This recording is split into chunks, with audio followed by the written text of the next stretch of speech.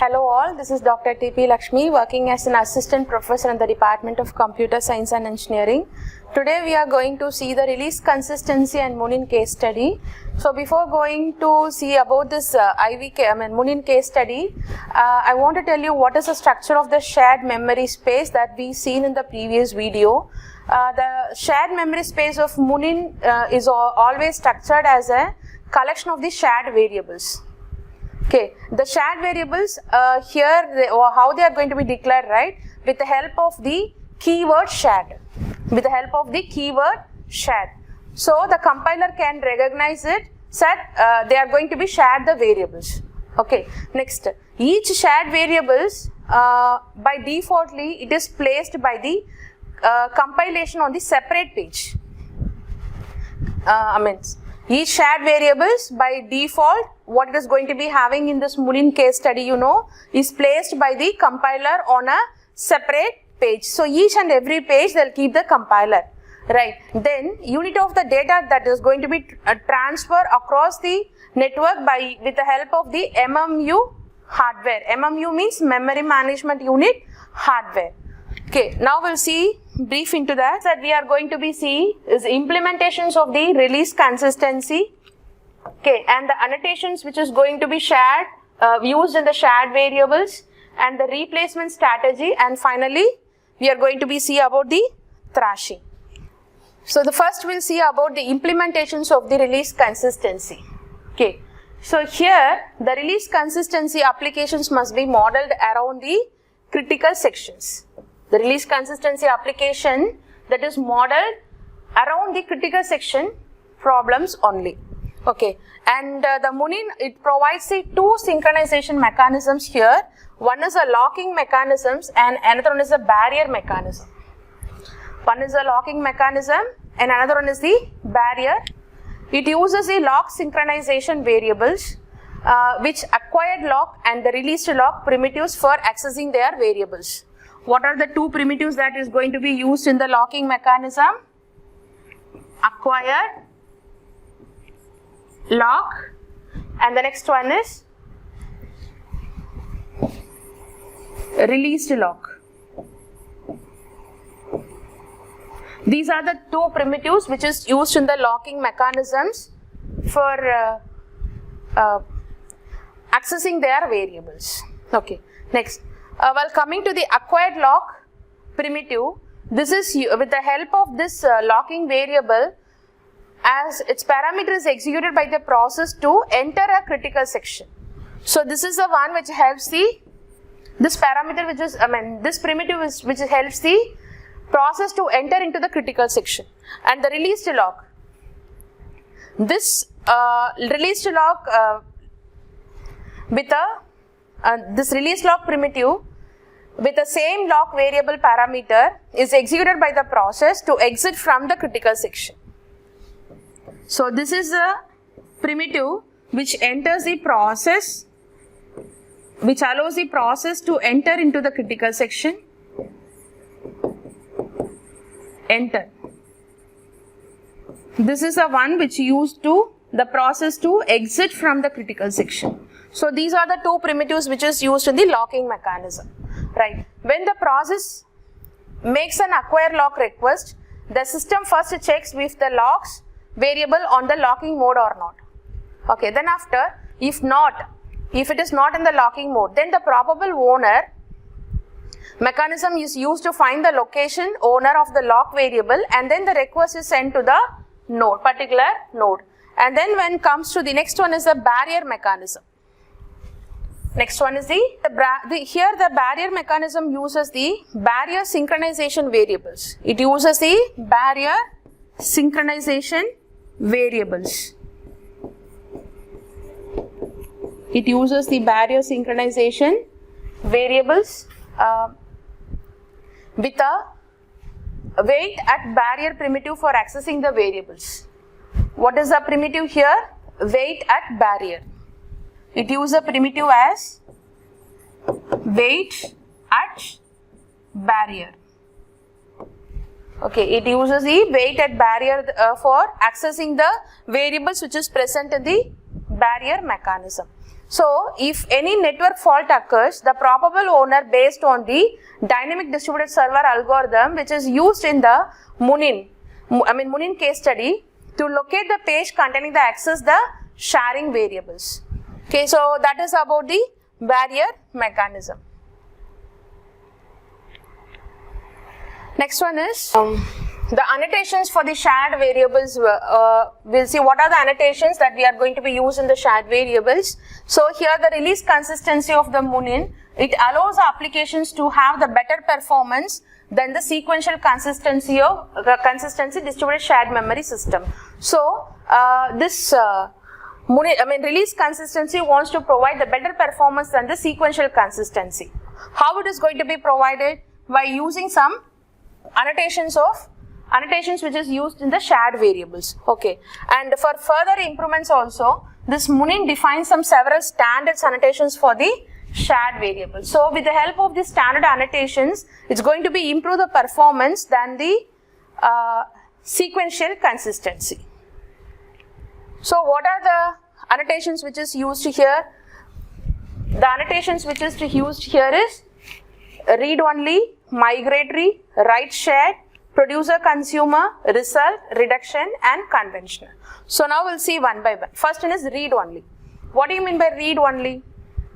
The shared data variables annotations as a read only is nothing but an immutable data items. It is nothing but an immutable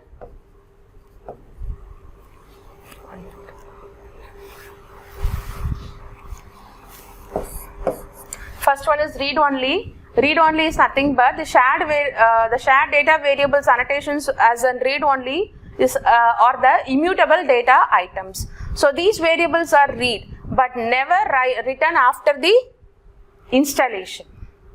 Okay, so these variables can only read but never write after the initialization. Never it will write. Never write after the initialization. Read-only variables here, here the read-only variables are protected by the MMU hardware. What do you mean by MMU hardware? Memory Management Unit hardware. Okay, that's all about the read one. To that second one is migratory. What do you mean by migratory? Here the shared variables that are accessed in phases. So each phase corresponds to the series of the access by the single process. Okay, and it may be annotated as an migrated variables. So the locking mechanism which is used to keep migratory variables consistent page here is from one node to another node on a demand basis. How it will be keep here? There are going to be locking mechanisms that's going to be used in this migratory is from one page to another page based on the demand basis. Okay. But the pages should not be replicated. The pages are not replicated. Okay. So the pages which is going to be in demand, that should not have any replicated. No replicated. Only one copy of the page containing a migration variable that should be exist in the system. Next one is write shared. Write shared. So this one. Next one. Coming to this write shared, a programmer may use this annotation with the shared variables to indicate that the system that the variable is updated concurrently by the multiple processes. Okay, but Munin avoid the fault sharing problem of write shared variables which is present in the sequential consistency. Write shared variables is always replicated on the all nodes that you know. Okay, whatever the owner of the page is writing, that should be shared to the all the process which is present in the system. The process may perform several write to page before releasing it. When the page is released, what will happen? If the page is released, the system perform the word by word comparison of the original page. Okay, it will be compared word by word. When the page is released. Okay, so you know that write updates in the sequential consistency, same thing. Okay, but what's the difference here, you know? Okay, the write updates means, so only the owner of the page will be writed and that will be shared to the remaining process that you know, right? Okay, fine. When the page is going to be released to the other process, from owner to other process, when it is going to be released, the system perform the word by word comparison with the original page. Okay, and when the node receives the differences of the modified page, then the system check if the local copy of the page was modified. Okay, when this one, so while releasing that, the system is going to be comparing word by word, right? So that time, if any differences in that original page and the released pages, then the system will announce that the page has been modified. Okay, so this is what write share, producer, consumer. Shared variables that are written by only one process. Shared variables that will be written on only one process, we can call it as a producer. One process. Shared variables that can be written by only one process, we can call it as a, that is write. See, writing. Okay, and reading. Okay, read consumed, right? By the fixed set of other process, we can call it as a consumer. You know this one, producer consumer problem, right? Writing in the sense producer, reading means it is a consumer. So this may be annotated as a producer consumer type. Okay, so the Munin uses the object movement mechanism here. It uses the object movement mechanism. Object movement mechanism here. Okay, so producer may send the several updates together by using the locking mechanism. Why? Because the producer is going to be writing. Okay, so the producer may send the several updates together by using the locking mechanism. In this case, the producer acquires a synchronization lock and that makes several updates on the variables. Here, the result variables are just the opposite of the producer consumer variable. They are written by the multiple process but read by the only one process. This is opposite of this one. Okay, here written by only one process, read by multiple process, but this one is write by multiple process, read by only one process. Okay, so they are written by multiple process but they read by the single process. So the variables which is read only when its parts have been written. So Munin uses a special write update protocol for result validation.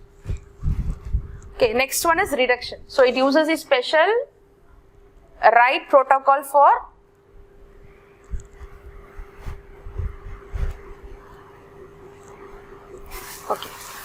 So the Munin uses a special write update protocol for the result variable. Next one is reduction. Here the shared variables that must be automatically modified by notated to be a reduction type. That should be noted by this will be automatically do. Okay, so here the shared variable must be automatically modified by the being notated to be reduction type. Okay, here for example we can say that the parallel computation applications, the global minimum must be automatically fetched and modified, right? So for better performance, the reduction variable to stored at the fixed owner. Next one is conventional. Here it uses the fixed owner. Next one is the conventional.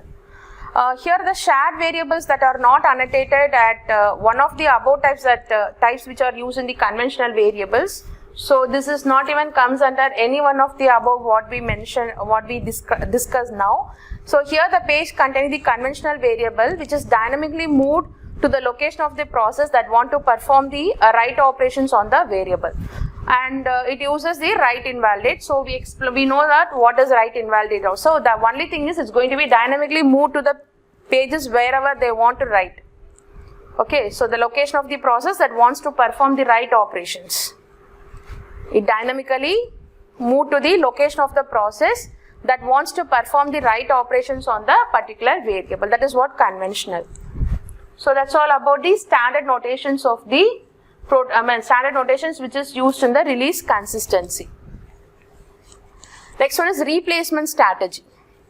So here in the distributed shared system that allows the shared memory block to be dynamically migrated and replicated that we seen. So for that we have two issues. One is which block should be replaced to make the space for the newly required block. Okay, which block should be replaced to make the space for the newly required block, and where should the replaced block should be placed. So we have two issues here, which block is going to be replaced, and the second issue is where the replaced block is going to be placed. First one is what? First issue is which block to be replaced. Here we have two replacement algorithms. One is the usage based versus non-usage based. Another one is fixed space versus variable space. Okay. For this one, this is nothing but first one. What issues? Which blocks that we are going to be replaced. For that we have two algorithms. This is usage based versus non-usage based, and fixed space versus variable space. First one is usage space versus non-usage based. Okay, so this algorithm, it keeps a track of the history of the usage of cache, and that uses this information to make the replacement decisions. Okay, so it uses the history of cache. Based on that, it uses the replacement algorithm. Can you tell me what replacement algorithm that is going to be used here? LRU. Least replacement unit. Okay, and the next one is non-usage based. So non-usage based algorithm is it do not take any record of use of the cache history. Okay, other than that, when doing the replacement, it uses the first in first out, and sometimes it uses the random also. So this one uses the history, and there is non-usage space, it uses the first in first out, or sometimes it will be random also. The next one is fixed space versus the variable space. So the fixed phase algorithm assume that the cache size is fixed always, while fixed variable space algorithm are based on the assumption that the cache size can be changed dynamically. That should be depending upon the need of the programmer, or we can say the need of the application. Right, in the variable space algorithm, we can say that the fetch, what do you mean by fetch? Taking, right? The fetch does not imply any replacement. Instead of that, a swap out can take place without any corresponding fetch. So it uses the swapping instead of fetching the data. It is using what is swapping. So based on that, it is going to be use a replacement algorithm. Okay. For that we can say that some priority will be there. We'll see the priority in the next slide. What are the priorities? So some priority will be there. Okay. Next one is variable space. Okay. So variable space algorithm, it is not suitable for the distributed shared memory. Why? Because in the distributed shared memory, like if you see in Ivy, right? So there each memory block of a node is classified into one of the 5 types. Okay. What are the 5 types?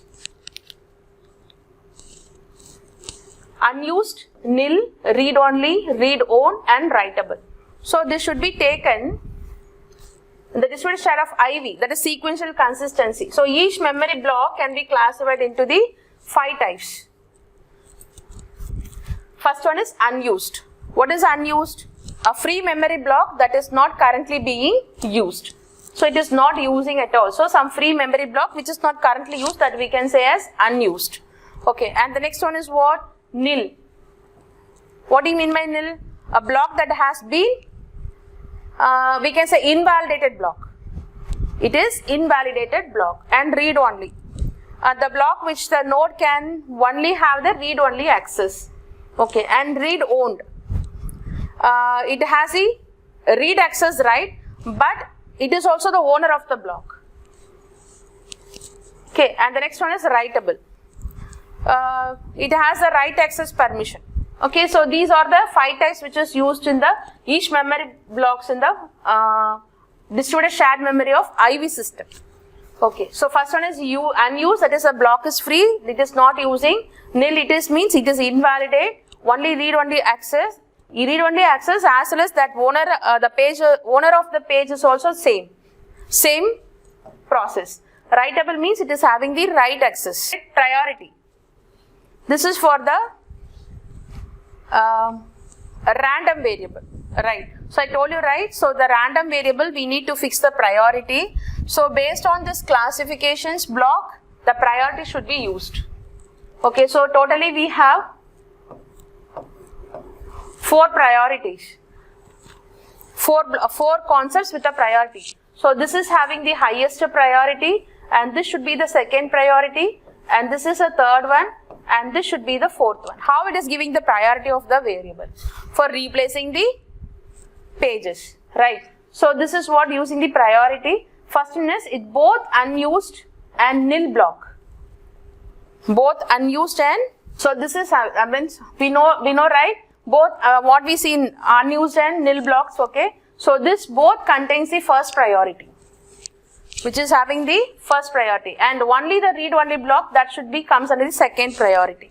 And read owned and writable, that is a last 2, read owned and the last 3 and 4 block with replicas, with replicated data. Okay, then that should be the highest priority. The same thing without replicas. Okay, the same read only and writable block without replicas will come as the lowest priority, that is 4th one. So that's all about the first issue. And the second issue is what? Where to replace the replaced block.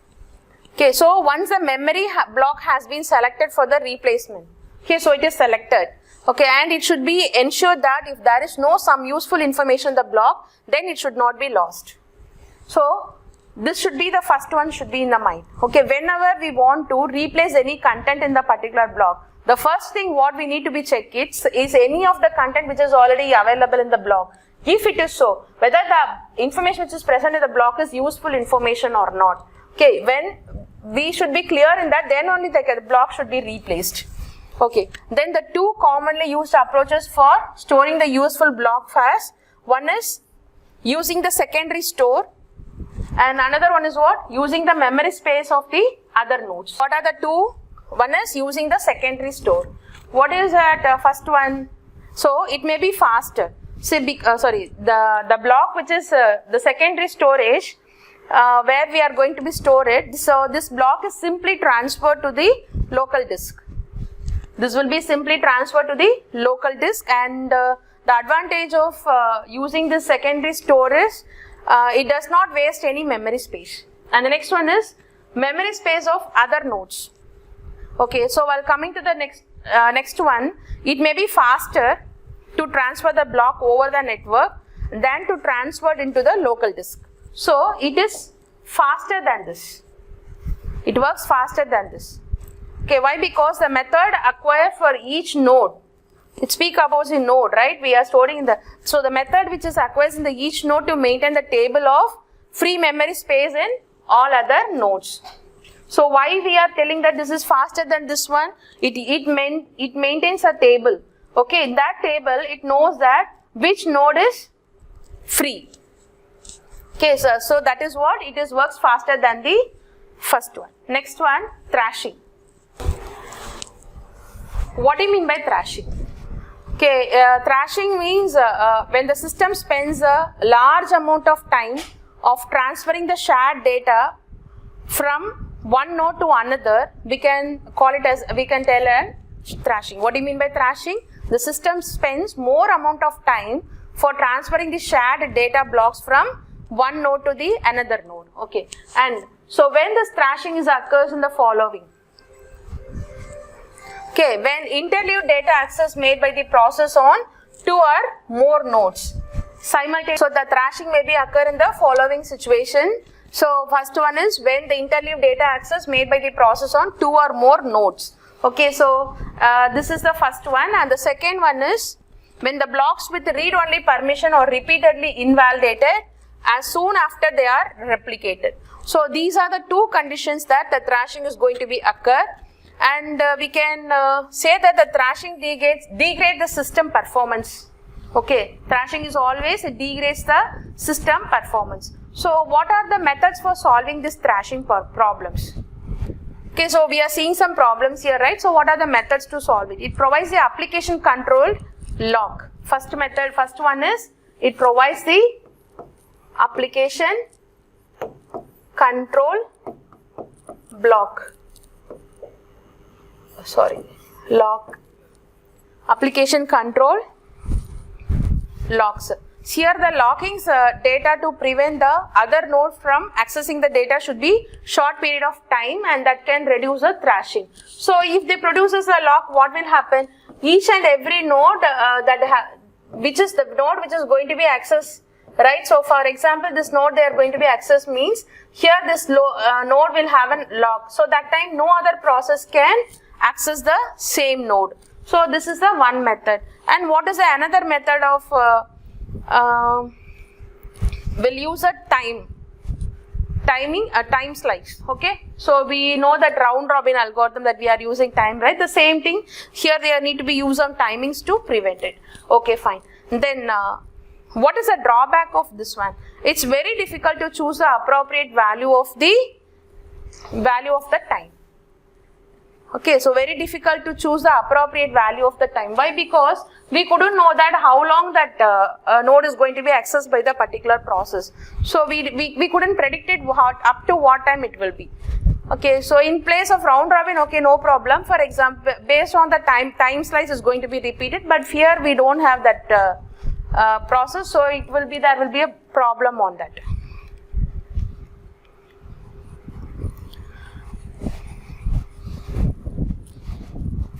See here, this process 1, okay, this is going to be acquire the lock, okay, and once if it acquire the lock, it's going to be entered into the critical section. Then after it update or write the variables, and then after it releases. Release log means it will be relieved from the critical section. And then after what a process 2 is doing, it acquire the lock again and print the values of A and B which is written by the process 1. Okay, and then after, that means it is reading. This process is reading and this is writing. Okay, and release the lock and while using the critical section problem.